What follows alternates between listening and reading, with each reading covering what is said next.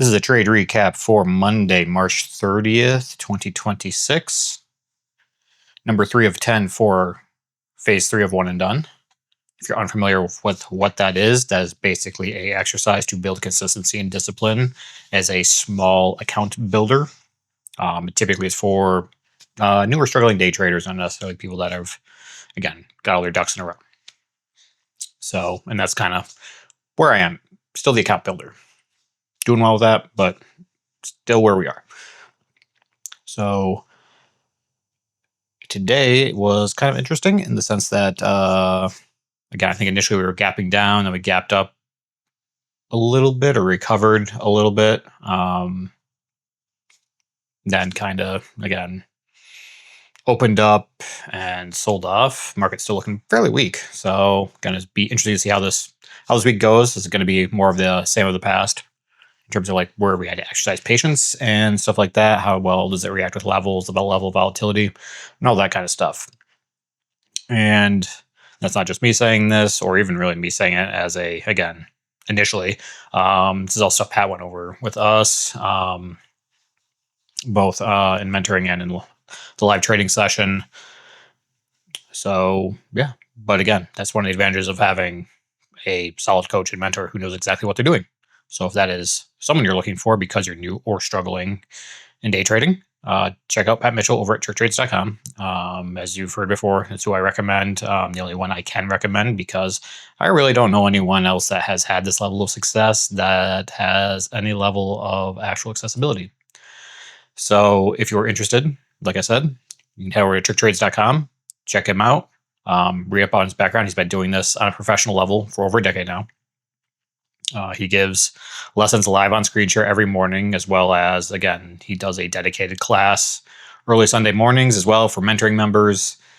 Again, he puts in a lot of time and effort to the education that he offers the members at Trick Trades, and it is absolutely phenomenal. It's top notch. Again, if you think you've found someone that is equivalent or better, let me know, because I would like to put them to the test in terms of just comparing their information, because something tells me it will not line up. Now, if you want a sampling of what he offers in terms of information, you can jump over to his YouTube page. He has over 1,700 videos on there at this point. It's a ton of information. Feel free to crawl through that all you want and see what it's like. But I'll tell you right now, to put it together in a nice, succinct manner, good luck. There's just too much there, and kind of the best way to approach that is to just join the service. So if you are interested in joining, down in the description below you'll find a couple links. Save a little money on the first month, and if it's not for you, it's not for you. It's okay. If it is for you, again, here's a chance to really learn from the best. Now, with that being said, let's go ahead and jump on over to this morning's live recording. All right, so here we are about 10 seconds before the open. Just give you guys kind of lay the land if you're new here. We only trade SPY and Qs. Those are the only two tickers. You don't need to trade anything else. It's designed that way, especially Pat's the way his approach. So again, if you're bouncing around trying to trade a bunch of RAM shit, you're putting in way more time, effort, and probably stressing yourself out way more than you actually need to. So up here on top, we have SPY. Down here below, we have Qs. These charts here on the left, these are our daily charts, so daily candles. This chart in the middle is our 1 minute intraday chart, and I keep my order execution here on the right. Now, over here on the daily charts, you'll see these blue levels. These are the levels Pat selects the night before and refines the morning of, depending on what we do in terms of gap up, gap down, go sideways overnight for our trade plans. Once these levels are picked, they do not move, period. They're static, pretty plain and simple. It's like if you have to set levels and then move them to try and make the price action kind of fit what, again, your trade plan is, that's not a trade plan. That's you just throwing crap against the wall. So Pat, once he sets these, I will then set risk levels, and I just like a visual line for risk. That's my personal preference. He doesn't do that. And then we just kind of wait to see how the pre-market session goes, see where we're opening up, get our stuff together, get our orders prepared, stuff like that, all that preparation. As Pat has told us many, many times, preparation is key. So I'm gonna go ahead and hit play. Like I said, it's about 10 seconds before the open, so we will see where we go from here. And I may speed this up because this was a little bit longer of one than it typically is, and I'll explain that once it kind of becomes clear. So we open up, start dipping out. Had puts loaded up on queues because we were there. Spy still had a good ways to go, and that's one of those things that was kind of the theme of this morning was the distance queues had versus the distance spy had is something that you need to take into account, because if one has a narrower channel that it can test the top or bottom of, but the other one has a wider channel, well, if one of those goes with authority, the one with the wider channel goes into one of those levels with authority, well, chances are it's going to move the other one. It's going to move it not only into the level, but potentially past the level too. So it's like, okay, that might pull you past your risk level, and you have to respect your plan and your strategy. So if it does that, well, you might get stopped out. If you're following your trade plan. If you're not, then you're kind of just winging shit. So it's like it. So as you can see, starting to come down. Then we pop back up a little bit. Q starts coming up. I wanted it right into the level. And you'll see that it does not necessarily get there. It gets about 50 cents, which was, if we didn't have the range on Spy, it's one of those things where it probably would have started with just one there, honestly, because it's one of those things where it's just like, yeah, it was just slightly out of range for me, unfortunately. So I did not take that one. Spy just kind of figure out what the hell he wants to do. They both are. And then, again, as they sort each other out, they really start breaking down, coming to that low of the pre-market range right before the open, as well as the low of the open, and starts breaking through that and keeps going, keeps going. So again, just didn't get a chance for me and where I am to get in short on this one, which is, it's fine. It's one thing, like, hey, couldn't get that one, so you wait for the next one. So I kind of quasi tested again support on Q. So now let's see where we go from here. Interactive brokers need to fix their shit so it stops dropping out behind when it's pinned on top. That's so annoying. And as you can see, I'm going to throw a couple lines because it's like, okay, there's some interesting levels there. Spy's kind of coming down into the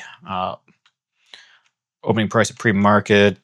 See if we get some kind of reaction there, but Q's is in the middle of nowhere. So if it starts coming back up, again, there might be, watch those reactions at those, again, intraday levels. You get things changed around in terms of orders. So what we have is, again, getting a little bit of reaction on Spy, but as you can see, it's one of those things where it's not real, again, authoritative. It's kind of got those wicks on it, which is interesting. So it's one of those things where it's like not seeing a whole lot of confidence in terms of the buying side. So see what happens. Start breaking down a little bit. Looking like we're going to continue lower. So as we come down, this is actually where I noticed, or Pat was guiding us in this one, and I noticed a mistake as he was. So you're going to see something here that's going to look funky. I entered right there. And the reason why I entered right there was I actually mismarked that level on Qs. That 62.58 is actually supposed to be about 50 cents higher, which is more or less where it came into. So that's why I was like, okay. And I didn't want to change it because, again, it was one of those things where you're not supposed to change levels, even though it was wrong and I struck it wrong. So that one is 100% on me. So got to tell myself, double check the levels before the open to make sure you don't have the wrong level marked. So entered with one. Gonna just kind of amend the levels, add them to just see where we could potentially, come back up and test and reject for the long. Now it was just one. So again, working at saving the rest of it just to see where we go. Again, coming down into the level. So it's a good point to get ready to correct the average. So bam, I'm going to add another one there. North to 2. Testing the level proper. See if we get slipped through or a reaction. Okay, so we're starting to slip through a little bit, start to react a little bit. So yeah. There's Interactive Brokers, give me the business again.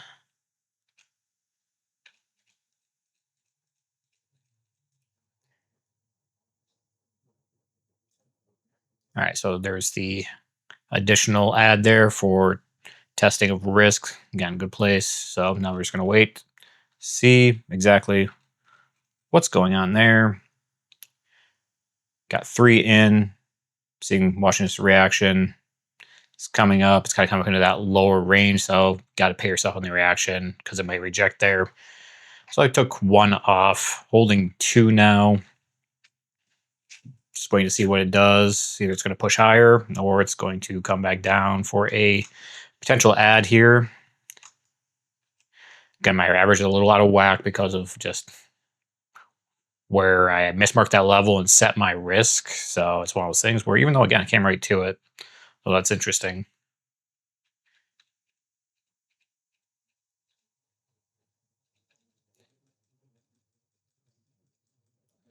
So again, it's kind of doing that wiki thing it did earlier. So I noticed that. So I'm like, okay, this is probably going to dump out again. And boom, there it goes. So now it's coming back down. So, but again, opportunity to add and correct. So it's going to wait to kind of see what it ultimately wants to do there. It's kind of, okay, there's some reaction there.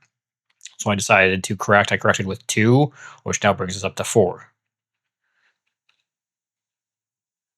Remember, I peeled off 1, so that is the 5. Now, again, I've traded 5 contracts. 1 has been sold. 5 have been bought. 1 has been sold, leaving the 4. Again, max position for this phase is 5. Now we just wait to see, do we get stopped out? So again, it starts coming up. Peel off a couple just to get the size out. And then just kind of wait. Again, it's all about management, knowing when to add, when not to add. Looks like, again, we might be coming up. Q's is looking decent. SPY is also looking decent. Again, sold 1 more there. And the last one there. So all in all, managed it. If I had that level marked correctly, excuse me, that's one of those things where that risk would have been pretty wide. So taking that into account, it's one of those things where, yeah, I mean, it's kind of not the most ideal because that level should have been right, I believe, in, where were we? It's like right in there is where that level was. So, yeah, lesson learned there is like double check your levels. Wouldn't have skewed the risk horribly. It would have been about by 50 cents, which on right now for volatility on Qs isn't too bad.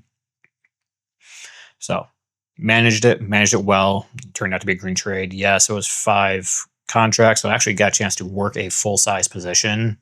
Well, at the same time, it did not necessarily, was it a banger of a trade? No, I made $19.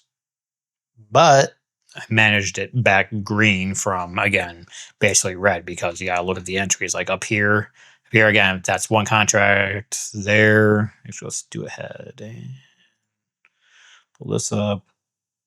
Where is this stupid thing? So we can do this on the fly real quick. Let this load because, yeah. All right, so you got 1 there and 1 there. But again, that's going to be, okay, so that's 3, and that's roughly 360. So now you're at like 330 for your average. So now the average is like sitting like right in here. So it's like, okay, even though you corrected, it's like it's got to get back up here, continue selling off. Okay, so it gets, you add another one right here, and it's like, okay, so, and you're not going to, obviously, from here to here is a doubling of the position, so you're going to get a 50%, while moving from here to here, and it's not doubling the position, so you're not going to get nearly all that much. So from 3 to, again, 260, so that's 40 cents. You're going to be probably, down in like here-ish. So it's one of those things where it's like, it's not the best. It gives you that first reaction. You have to pay yourself. So again, this is 1 right here. So again, no matter what, even if it's still red, which is fine, it's all about, again, if I added heavy here, like whack the shit out of it in terms of like 1, 1, 3, yeah, I would have pulled the average down. This would have been probably the better part of that trade-ish. Because again, 5 contracts with an average sitting down here, you got to think like that's better than working all this, even if with an ad and stuff like that. So again, paid the 1 there, was red there. came up, came back down, added another one. So 1, 2, 3, 2, 3, which helps pull the average down a little bit more. So maybe it's like down here now. Again, get that first reaction after adding that in, strip the ad out. So that's 2 there. So then letting the other 2, the last 2 kind of ride. And then just, again, and that next push up, pay another 2 there. So managed. So was it a banger of a trade? In some aspects, yes, and in some aspects, no. From a P&L perspective, it's like everyone's like, because that's what everyone seems to like to focus on. No, the question you should be asking yourself, and this is something, again, that Pat drills into us, is did you trade to trade well? That is the question that you should be asking yourself. So the fact that I was able to start in generally on a wider trade, start in, again, where I should have through his guidance because I had mismarked the level, and then following through in terms of adding where I should have. The sizing probably could have been tweaked. That's what I was talking about with this one down here. So again, something to take note of. Paying myself on the first reaction. Adding as it comes down to basically putting that confirmation to see what, ultimately wants to do. I mean, it could still very well fail here. And again, that'll be a loss. Loss is a loss. That's why it's important to pay yourself when, again, you get that first reaction. And then, again, after the ad, first reaction, stripped it out, paying myself. And then just letting it see what kind of follow through you get. So, again, there are certain aspects of this where I say, again, P&L perspective, no, it's fucking $20. Like, who cares? Like, again, people will be like, oh, it's $20. It's like, this is stupid. It's like, but again, this is, you got to think like 5 contracts that are more or less going against you. It's one of those things where, especially like in here, it's like, I think at the peak I was down like negative 100, 120. So it's one of those things where it's like, if you want to stay, again, you got to add average correct. Like, again, that is very important, but you also have to identify that it's appropriate to do so versus, again, if it looks like it's going to fail, it's like, do you want to slam a shit ton of size in there? It's like, no, you don't want to do that because you're just going to dig yourself into a deeper hole. You're going to get more emotional. You're going to make more mistakes. So you stick to the plan, stick to your size, stick to your risk levels. It's all very important. And again, you fall back on your mentoring, your guidance, and your teaching. That's what matters. So in that aspect, again, the adding, correcting, could definitely use some polish. In terms of the entry points, those were decent. That's something I have been focusing on. Paying myself. This one, again, on the outside, if you really want to nitpick, how could those better instead of taking off 2 as individual cells? Could just taking off 2 at the same time. Again, will that make a little bit of difference? Yeah. Would have been maybe $2 for the difference. So it's like, because again, the commission on a singular contract is $1 versus more than one contract is 50 cents. Okay, cool. Yeah, should maybe have held, instead of selling 2 there, held a little bit longer for, again, any of this. Maybe. Because the interesting thing though, if I did that, would you have sold there? Would you, or would you just held longer? Because if you look at it, it's one of those things where start scrolling this back, you'll see, yeah, we again got a little bit more out of it before ultimately rolled back over, tested, popped, rolled back over, popped a little bit. And as you can see, kind of the theme here, there's like a trend forming. I was like, okay, this doesn't look too good. And that, again, comes down, manages to work itself back up, but the meltdown doesn't necessarily mean you're just going to, this would be a better trade unless you added heavy again. So that's one of those things where if I reset this back, it's on both these charts, you'll see, like, should the long, if you held it, would it have worked? Well, if you didn't pay yourself, no, because you would have gotten stopped out ultimately. Even like down here, you would have gotten stopped out. So yeah, it's one of those things where you got to stick to your plan. It's also one of those things where it's like being a bag holder, like this is what gets you in trouble. Like, because even if you managed to stay in it through this, came back up, then came back, if you haven't paid yourself in here, like what are you doing? What are you doing? So, especially given a second chance here before it just ultimately falls apart. But I'll get off my soapbox there. And this is all stuff that Pat teaches us, and he shows it day in, day out. And if you don't fix these things, it's like, yeah, you're going to spin your wheels for a while. Super guilty of that. Like I can show you blocks in my uh, account chart that again we've done in the reviews, the recaps or the phase reviews. Like you'll see those red boxes. Like that's where I spun my wheels for a very long time. And again, the way Pat likes to put it is like how many times you need to touch the hot stove before you learn your lesson not to do that. Or, you know, you're smashing your face. This is the other one. It's like you smash your face against the wall and you keep complaining that it hurts. Well, stop is his advice. It's like, it's pretty simple. It is that literally that simple and straightforward. Just stop doing that thing, correct that action, and watch how things change. Again, reasons to have a coach and mentor. They will help get you past these hurdles, especially if you're kind of locked in and you can't seem to get yourself out of it. Sometimes you need that outside perspective to give you a swift kick to snap you out of it. So, some food for thought. But like I said, if you're looking for a high level coach and mentor, Pat Mitchell, so you want, you'll find him over at tricktrades.com. Like I said, if you want a discount on your first month of membership, check the description below. There's a couple links in there for the different memberships. Give it a shot. Hopefully we'll see you in there. And other than that, that's all I have. And have a good day. Later.